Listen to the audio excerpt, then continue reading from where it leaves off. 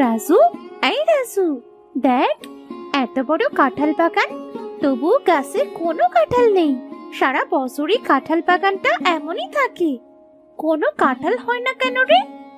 তা তো জানি না, তবে আমার দিদার কাছে শুনেছিলাম অনেক বছর আগে এই কাঁঠাল বাগানের মালিক নাকি কোনো একটা পরীর মেয়েকে কাঁঠাল খাবার জন্য মেরে ফেলে। সেই থেকে এই কাঁঠাল বাগানে আর কোনো কাঁঠাল হয় না। আমার না কাঁঠাল খেতে খুব ইচ্ছে করছে, কোথায় পাই বলতো কাঁঠাল? হ্যাঁ রে টুনি, কাঁঠাল তো আমারও খুব প্রিয়, কিন্তু বাবার অবস্থা ভালো না দেখে কখনো খাবার কথা বলি না।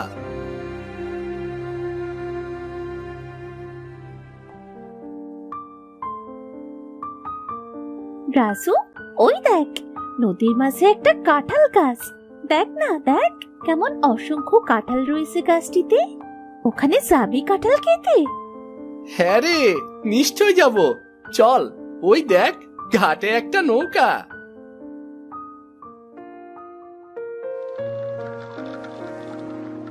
এরপর তারা দুজন মিলে নৌকাটি নিয়ে সেই মাঝ নদীতে কাঁঠাল গাছের কাছে গেল। দেখ রাজু, দেখ না কত বড় কাঁঠাল। আমাদের সাথে তো নৌকা আছে, আজ আমরা এই নৌকায় করে অনেকগুলো কাঁঠাল নিয়ে যাব। হ্যাঁ টুনি, দেখ না গাছে সব পাকা কাঁঠাল। অনেকদিন পরে আজ তৃপ্তি করে পাকা কাঁঠাল খাবো।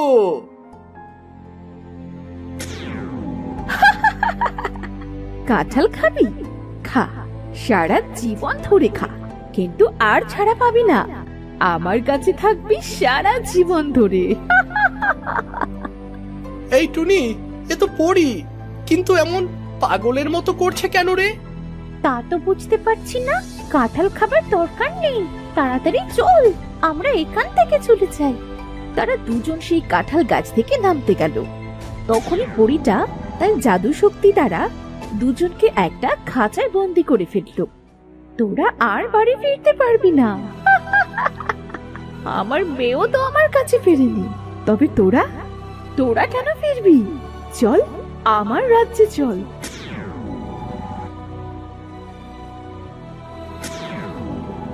পরি, ও পরি, দয়া করে আমাদের ছেড়ে দাও।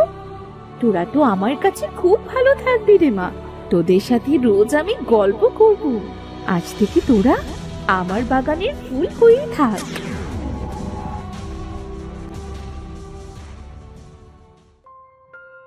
শিমুলতলি গ্রামের পাশে ছিল একটা নদী।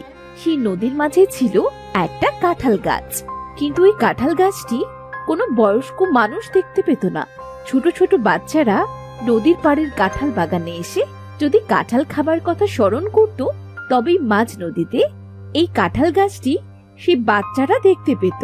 তারা কাঁঠালের প্রতি আকৃষ্ট হয়ে যখনই সেই কাঁঠাল গাছের কাছে যেত, তখনই একটা দুষ্টু পরী তাদের বন্দি করে ফেলত।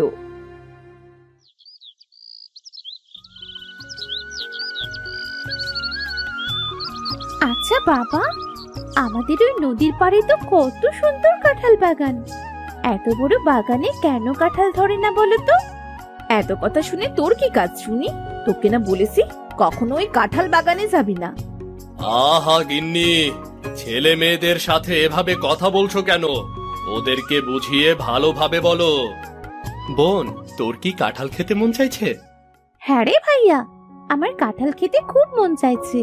সেদিন মাকে বলেছিলাম, কিন্তু মা বলল বাবার কাছে নাকি টাকা নেই, বাবা কাঁঠাল আনতে পারবে না।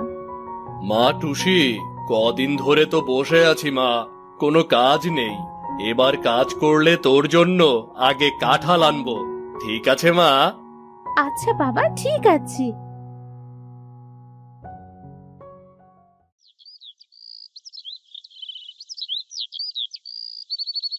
পরের দিন সকালে টুসি তার মাকে বলল, মা, ও মা, আমি জেরি, রাতুল, রিয়া এদের সাথে খেলতে গেলাম মা, তুমি যেন আবার এক্ষুনি ডাকতে চেও না।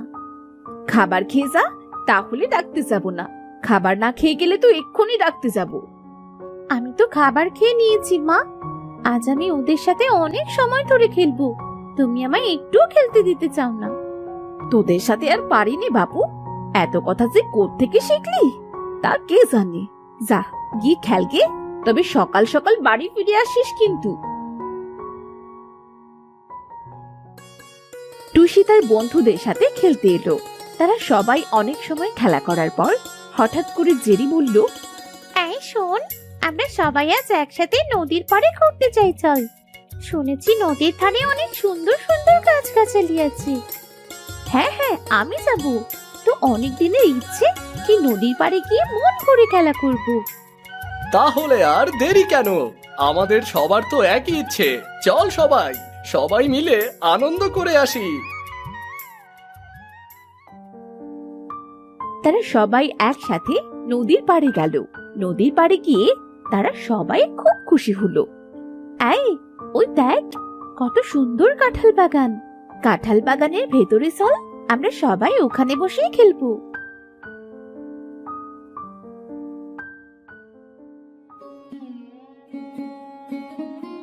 ইস, এত বড় বাগানে একটিও কাঁঠাল নেই। যদি কাঁঠাল হতো তাহলে আমরা মন ভরে খেতে পারতাম। আমি তো চোখের সামনে শুধু কাঁঠালই দেখছি। এই, তোরা কি কাঁঠাল দেখতে পাচ্ছিস? হ্যাঁ, আমি পারছি। ওই দেখ, নদীর মাঝে কাঁঠাল গাছ, কত কাঁঠাল ধরেছে গাছটিতে। ইস, কাঁঠাল দেখে আমার জিভে তো জল চলে এসেছে। আর একটু দেরি করা যাবে না, চল তাড়াতাড়ি সবাই মিলে ওই গাছটি থেকে কাঁঠাল পেড়ে আনি।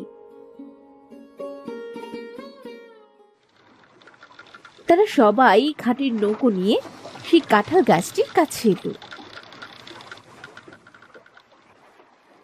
কতগুলো কাঁঠাল! রাতুল, জেরি, পাকা কাঁঠালের সুগন্ধ বেরোচ্ছে। চল সবাই মিলে কাঁঠাল পেড়ে খাই। এসেছিস তোরা? তোদের জন্য কত দিন ধরে অপেক্ষা করছি। চল না আমার সাথে, আমার বাগানটি যে এখনো সম্পূর্ণ হয়নি ফুলে।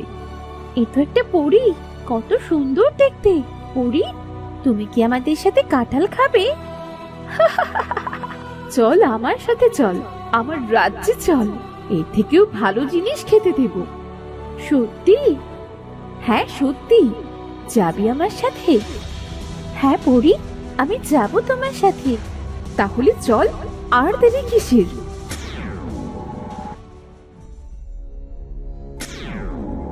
কত সুন্দর তোমার পরী রাজ্য। ইস, কত সুন্দর ফুলের বাগান। পছন্দ হয়েছে? তোদের ফুলের বাগানটি কি পছন্দ হয়েছে? হ্যাঁ, খুব পছন্দ হয়েছে। তাহলে তোরা সারা জীবনের জন্য ফুল হয়ে আমার বাগানে থাক।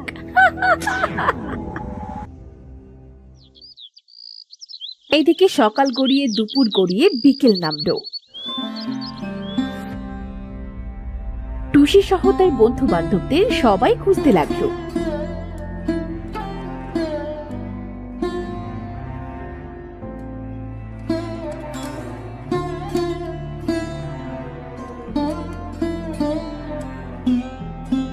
টুসিকে কোথাও না পেয়ে তার মা খুব কাঁদতে লাগলো।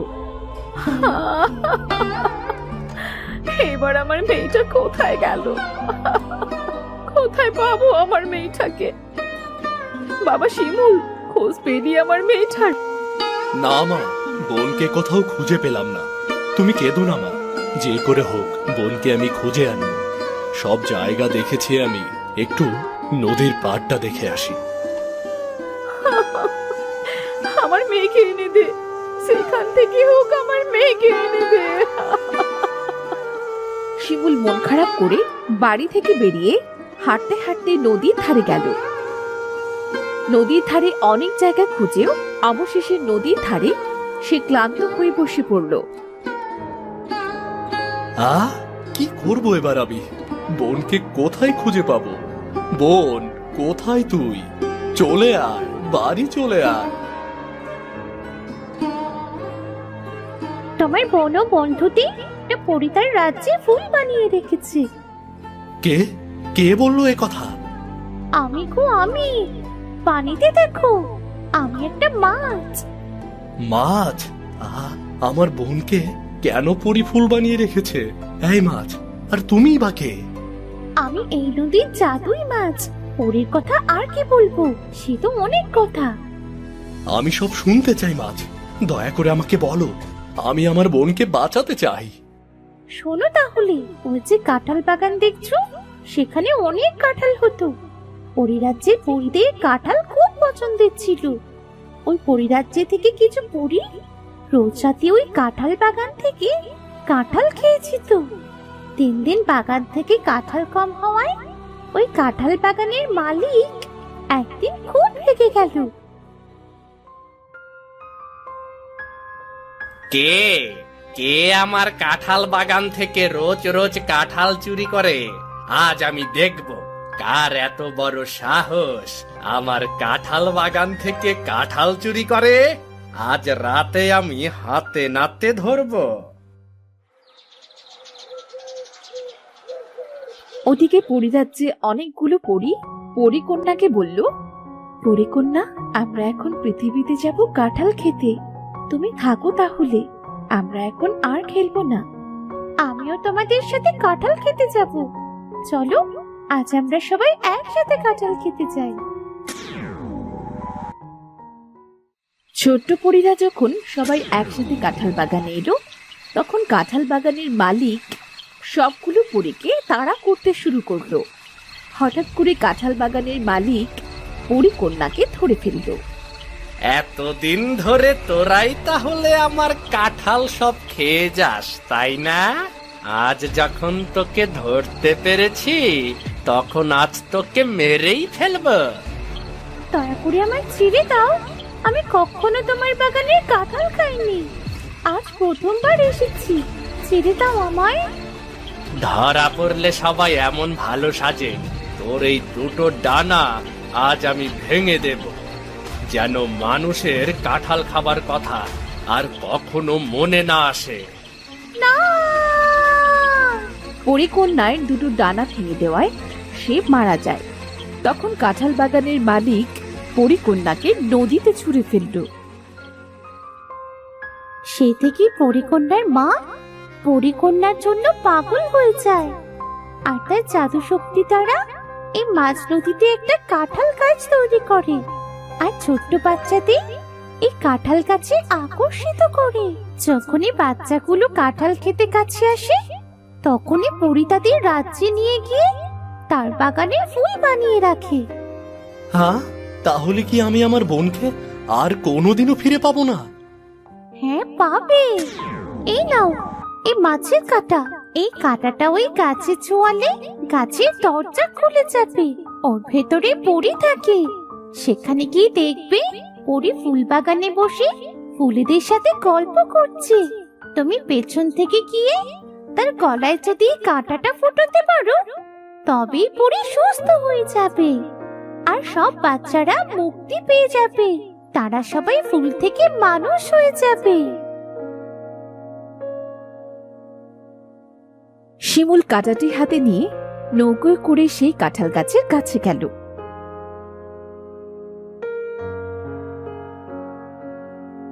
সেখানে গিয়ে গাছে কাঁটাটি ছোঁয়াতে দরজা খুলে গেল। ধন্যবাদ, ধন্যবাদ তোমাকে মাছ, অনেক অনেক ধন্যবাদ। আমি এক্ষুনি যাব সেখানে। শিমুল ভেতরে প্রবেশ করে দেখল সেখানে পরী বসে ফুলেদের সাথে গল্প করছে। এই সুযোগ, আমি এক্ষুনি এই কাঁটাটা পরী রানীর গলায় ফুটিয়ে দেই।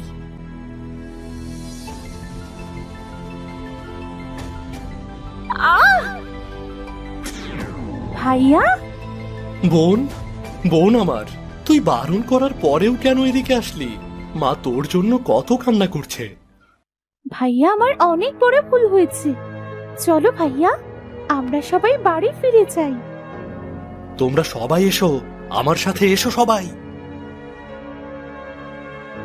আহ আহ দাঁড়াও, দাঁড়াও, তোমরা সবাই আমাকে রেখে চলে যাচ্ছ? পরী রানী, আপনি আমাদের ক্ষমা করে দেবেন। আসলে আপনার সাথে যেটা হয়েছে খুব অন্যায় হয়েছে। আপনি এখন সুস্থ, আপনার রাজ্যে আপনি এবার ফিরে যেতে পারেন। আমার মেয়ে চিন্তায় আমি অসুস্থ হয়ে গিয়েছিলাম। আমায় সুস্থ করার জন্য তোমায় অনেক অনেক ধন্যবাদ। চলো আমি তোমাদের সবাইকে নদীর ওপারে রেখে আসি। বাচ্চারা, তোমরা তোমাদের বাড়ি ফিরে যাও। আর আজ থেকে এই কাঁঠাল গাছটিও চিরদিনের জন্য নষ্ট করে দিচ্ছি। ভালো থেকো তোমরা। চলো এবার সবাই সবাই যে যার বাড়িতে ফিরে যাই। তোমাদের আজকের পর থেকে আর কোনো ভয় নেই, বুঝলে?